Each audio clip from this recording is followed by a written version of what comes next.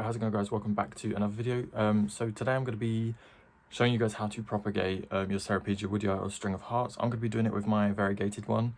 I don't have a non-variegated one actually, so but I'm sure a lot of you can relate to this picture where you've just got a really empty Cerepegia. You've just got a few strings coming down. Like, it's really pretty and it is growing amazingly, but I've just got such an empty like top of the pot, and I've actually got a propagation in there.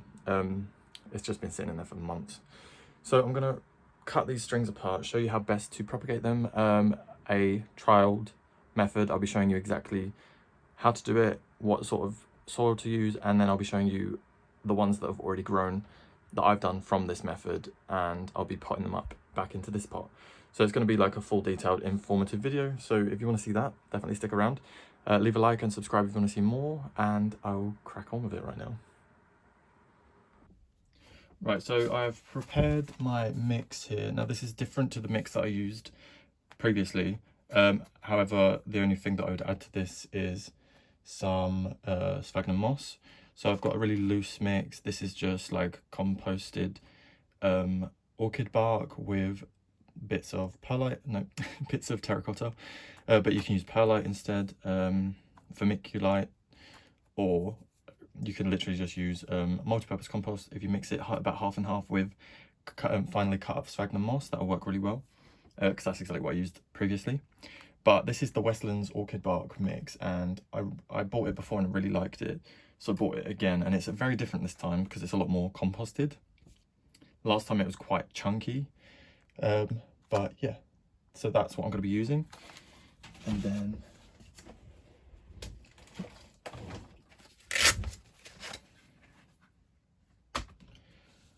right, so the way in which I'm going to do this is, because I'm not really too worried about keeping any long vines, I'm going to take the oldest leaves. These ones look good. So these ones, oh, and this one. Let me just cut this. I'll cut it about there. I'm going to try to untangle this. Here we go. Right, so I've got one vine. I'll show you firstly with just one vine. So let me move this pot out of the way. Right, so how I did this before is I would just cut off the length, so you don't want it to be too long on there. You can see the water's coming out already. And then cut it to about 1 centimeter, maybe up to 1 inch, like, so that you have just the butterfly. This is called the butterfly method. So you've just got a set of 2 leaves. You don't have to worry about which way is up and which way is down, because what we're going to do is just lay it down in the soil. So get it just in there and try and cover it ever so slightly, but you don't have to worry about covering it too much, because we're going to keep a propagation lid over this, so it's going to keep it nice and humid. So I'm just going to repeat the process. When you've got some with like just 1 leaf, it will still work. I can just cut it and then bury the little node there. Just make sure the node is in contact with the soil, and that will root. These do take a little while to root, but I had 100% success with my last ones, which was I think I was quite surprised. I wasn't expecting it to work as well as it did, but they did really work.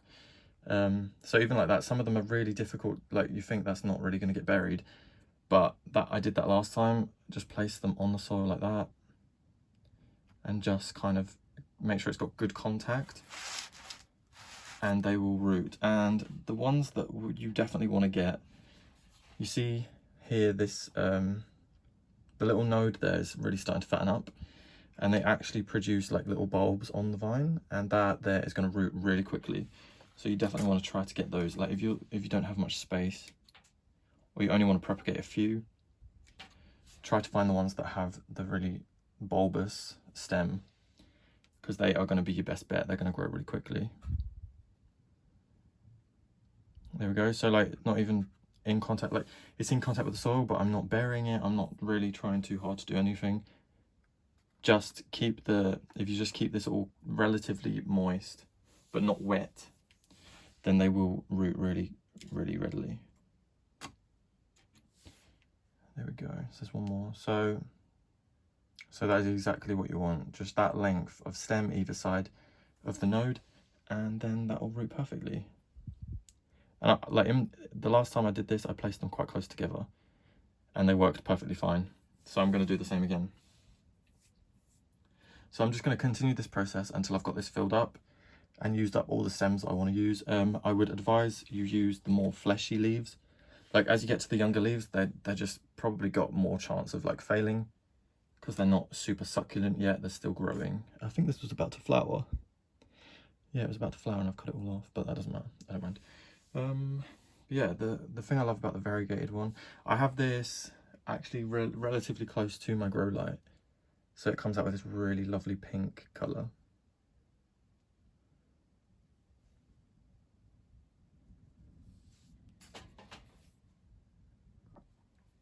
Right, so I've filled up that tray and I do have a lot left over. Like I've used the most like the largest, most mature leaves, and as you can see they are all very close together, really nice and snug. I've got a lot of little stems left over of the younger leaves. So what you can do with these, instead of wasting them, you can just pop these in water, or you can actually just pop that itself in some soil and that will root. So if you don't want to waste those, I personally will probably put them in water just and like forget about them, let them do their own thing. But the main focus is these guys. So you're then going to, or what I'm going to be doing is using a propagation lid, and I'll just keep that on the top. And then within a few weeks, you'll expect to see roots. And then in a month or two, you can expect to see some shoots.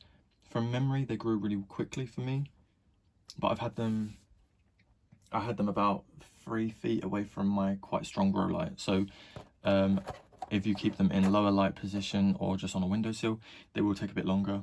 But because mine was under like prime conditions, like photosynthesizing for 12 hours a day, they grew really quickly. So I'd recommend that if you have the access to a grow light, or if you have a grow light. If not, they will work just fine on a windowsill. The only thing I'd say is be careful if you're keeping this on a really strong lit windowsill, because it will get too hot in this propagator. You'll need some sort of ventilation. Maybe you can hold it open like that, get a little wedge and have it propped open. But if you do that, you'll have to maintain the watering a bit more, because it'll dry out a lot quicker. But just bear that in mind, you don't want it to get too hot in here, so don't have it on a radiator. Because what you want is, you want the leaves, you want the little cuttings to have time to grow roots before the leaves dry out too quickly. And if they're in hot, direct sun, or on a radiator or near a radiator, they're going to dry out too quickly and they probably won't root as well. So right, that is what I did with mine. Now I'm going to jump to when these have grown, which won't be these ones, it'll be my other ones, but we're going to jump to that. Right, so here I've got the ones that I took a few months ago now, actually. I took these on the 27th of November last year. So they've been in here for a very long time, but they have grown so much, and they're actually just starting to trail as well. So they're like vining. So this is gonna, ooh, that bird just flew straight into my window. These are going to fill out the pot nicely. And I'm not worried about the transition, because these, although they look like they're damp, they're not. They're just in dry sphagnum moss with, it's majority just multi-purpose compost in here. I don't know if you can really see because the lighting's a bit strange, but it's majority multi-purpose compost. I think there's probably a bit of sand and grit, and then a little bit of sphagnum moss. So it's a really airy, loose mix, and that is perfect for rooting propagations. And these are looking really good. I'm really glad that a lot of them have come through with quite strong variegation, because that was exactly what I wanted. So it's just a quick look. These are some ZZ Raven leaves that I've had in here for a long time. They take a really long time to start growing. They've all rooted, and they're actually a little bit floppy where they need watering, because I haven't watered this in months. I don't think maybe I've watered it once since I've done this, but because it's had the lid on, they've not needed to be watered. So I'm going to pot these up into the original pot, so that, because I don't want more than one pot of it, I just want one nice full pot, because the pot I've got right now, as you would have seen, is just 2 or 3 trails of plant. So I'm going to be putting these up into that, and I'll show you guys how I do it and what soil mix I'm going to use. I'll show you that right now actually. So I'm going to use I bought some Westland's Orchid Bark mix, which sounds very odd, but it is a mixture. This is actually really broken down. I don't know how well you can see it because the lighting's a bit strange, but it's a mixture of like composted bark with lots of terracotta chips, and that is going to be really good. It's quite wet at the moment because it's been in the garden, like in the bag in the garden, but it's going to really keep it nice and loose and aerated, which is what these Cerepegia are going to want. So I was debating mixing some compost in with it until I opened the bag and noticed that it's really decomposed anyway, so I may not have to, but I'll see how it goes when I'm actually doing it. Right, so I've taken these out of the tray that they were growing in, and I'll just show you some examples of how they've grown. So you can see these would have been the two leaves that I took the cutting of, and then if I turn it over, you can see how the little bulb has developed, and then it sent out a new shoot out of that bulb. So so you get a slight understanding of how they develop. There was a good example. Where did I see it? Not really sure. But this is all sphagnum moss and the roots are within it. But again, we've got a bulb, and then you can see some more roots coming up out of there. So basically that is exactly what you want, and these have grown so well. They're really dry. So as they start growing, I'd recommend maybe keeping them on the drier side. Well, I would definitely recommend keeping them on the drier side. Don't let them get too wet, because they will rot relatively quickly, because they hold on to the moisture within the leaves and then within that little bulb, because those bulbs actually get quite big. So yeah, that is them grown. So I'm going to get the pot now and take the plant out of the pot, and then I'm going to pot these all up into that one pot, I think. Yeah, it's going to be quite cramped, but I only want one pot of it, so let's see how it goes. Right, so I've got a really close-up angle here. I hope this is going to be quite easy to see. Firstly, I'm going to take this guy out. Oh, he's rooted in there. Let me try and dig him out, because he's not growing. Like, this is so dry, actually. Oh, maybe hopefully it'll come out all in one clump, and we'll be able to see the roots, because I'm not expecting there to be too much of a root system. This is going to make such a mess. Right, here we go.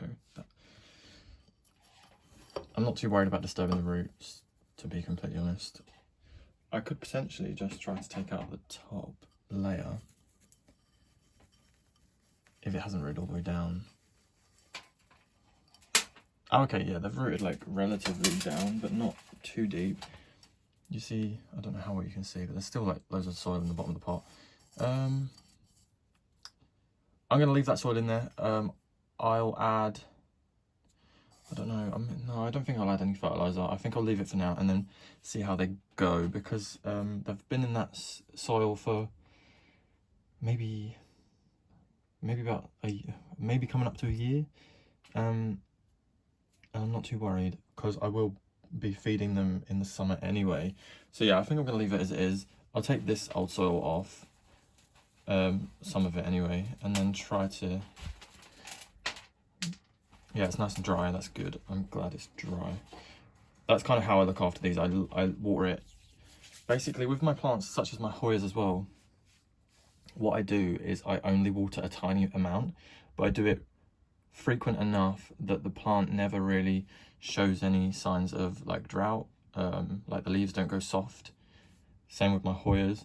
But when I do water, I only water a very minimal amount, so that there's no chance of me over watering, and I probably water it once every 3 weeks. So that's what I do. Whatever works for you may work better than this, but this is what works for me. So maybe I'd recommend that you trying that sort of method. I'm gonna get this cutting out of here because I don't want this anymore. I just put it there because I had no space. I can keep him, but just not there. He's kind of grown strange. Anyway, that's not what this video is about, right? How should I do this? Right, I'm gonna get these 2 plants out of this soil. I don't mind about the roots snapping slightly because these are hard as nails. These are going to come back just fine. There you go. I don't really want to take any roots off. I'm going to leave the roots on, but I'm just loosening the soil so that we have space to work with to get the other plants in. So I'll put these two back in once I've... let me just put a bit more soil in the bottom. I'm going to be using the Orchid Bark mix, which is a bit of a strange one. It's just, again, the same as what I took the cuttings in. But I'm going to try it and see how it goes. It's going to be very low nutrients, but I don't think that's going to be a problem because I kind of feed them anyway. So I think it'll be alright, but we'll just see how it goes. And then I'm going to use some of this again, so just mix in some of that with there. Right, so now that's in there, I'm going to try to place these two back in there. I've cut them relatively short. I think they're about... oh, this one's tangled. They're about 9-10 inches long. Let's balance you in there whilst I try to untangle you too.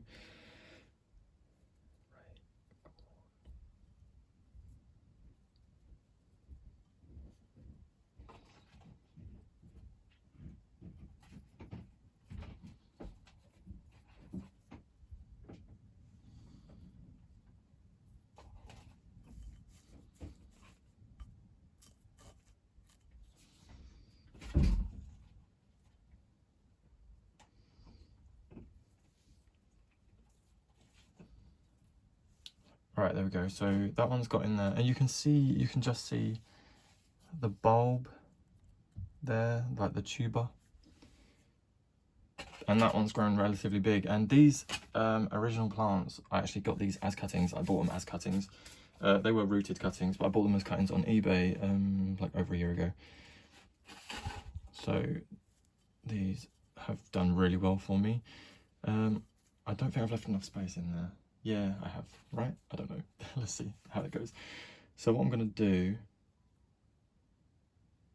what am I going to do? I'm going to mix up some soil on here. And then I'm going to use that to backfill as I plant, I think. Yep, I think that's the only thing that's going to really work. So I'm just going to place them... maybe I'll start planting them around the edges first. There's going to be far too many in here. And then I'm backfill it after. And this is going to create a really nice full plant because I've got so many here. Let's get one in there.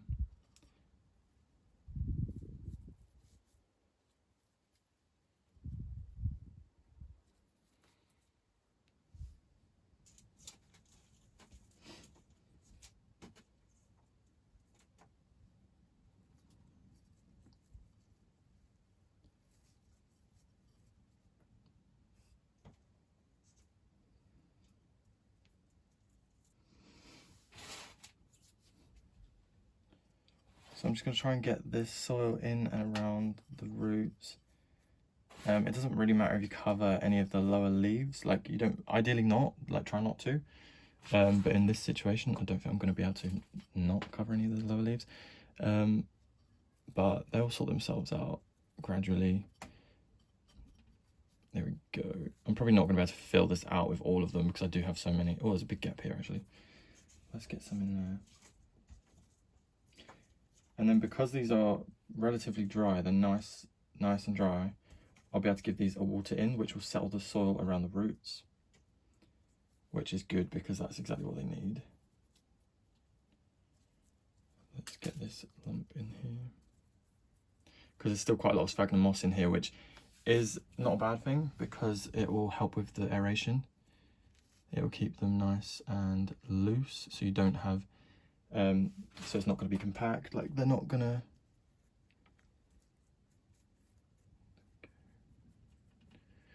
yeah, so you don't want any heavy soil, you don't want something that's going to kind of suffocate the roots. Let's get that bit buried. This is really tedious. Right. And then what I can do is if I spray this with a water bottle, it'll really settle the leaves, it will settle the soil in and get it off the leaves. A bit of a gap this side, so I may stick another one just in there.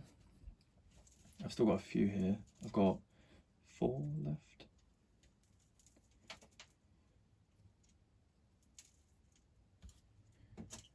Right, we'll get these 2 together. Right, I've got 2 together here. So I'm going to try and get these in that gap.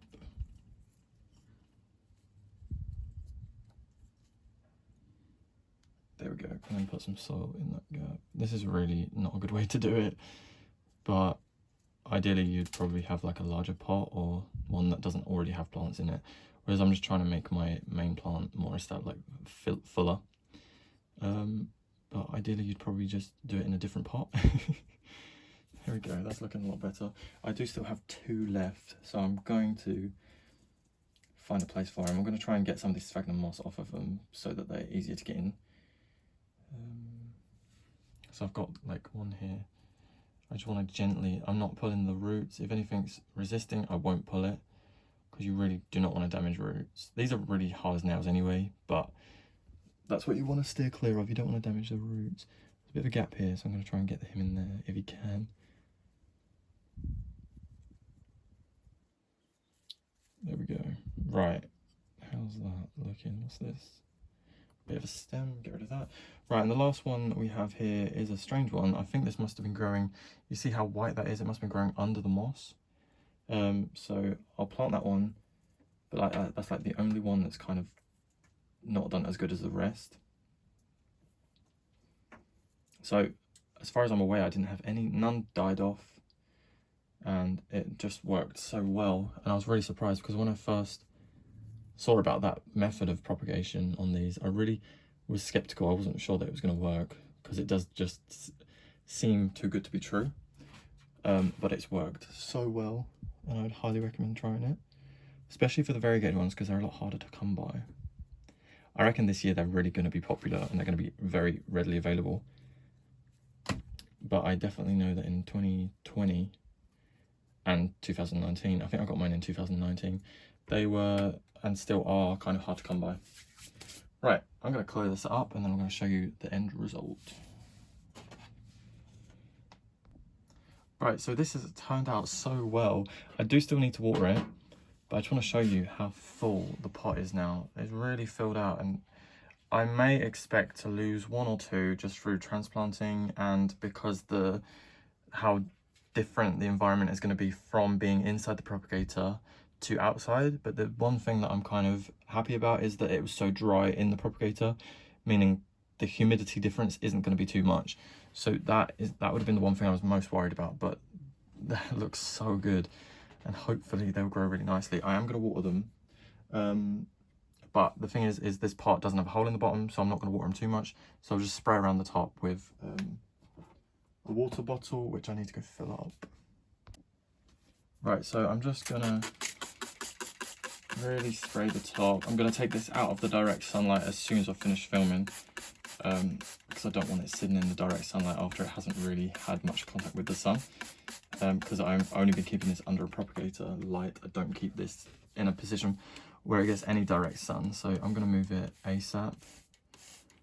But I think I'll leave it about that. Just let the soil settle in, and then I will show you guys some updates once it kind of establishes in here.